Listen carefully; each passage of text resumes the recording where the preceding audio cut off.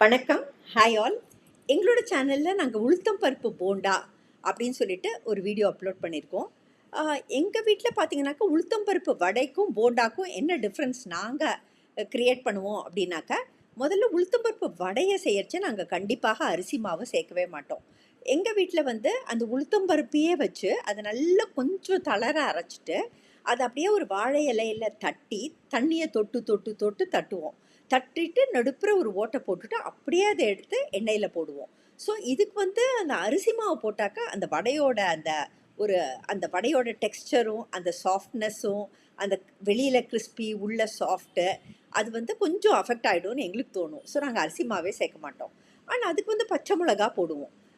வேற உளுத்தம்பருப்பு போண்டா அப்படிங்கிறதுக்கு நம்ம அதை வந்து டாலப்ஸாக சூடான எண்ணெயில் அப்படியே போண்டா ஷேப்பில் போடுறதுனால அது வந்து கொஞ்சம் கண்டிப்பாக நாங்கள் வந்து அரிசி மாவு சேர்ப்போம். அதுக்கு வடை மாவை விட அதை கொஞ்சம் கெட்டியாக தான் அரைப்போம். அண்ட் அது வந்து நல்ல டாலப்ஸாக ட்ராப் பண்ணுறச்சே அது வந்து ரொம்ப நல்ல டெக்ஸ்சரோடு விழும். அண்ட் இதுக்கு கண்டிப்பாக நாங்கள் மிளகு சேர்ப்போம். அண்ட் வந்து பொடியாக அரிஞ்ச அந்த தேங்காய் பற்களையும் சேர்ப்போம். இது வந்து கொஞ்சம் டிஃப்ரெண்ட்டாக வேறு டேஸ்ட்டோடு இருக்கும். ஸோ நாங்கள் எங்கள் ஸ்டைலில் எங்கள் சேனலில் உளுத்தம்பருப்பு போண்டா எப்படி பண்ணுறோம் அப்படிங்கிற வீடியோவை அப்லோட் பண்ணியிருக்கோம்.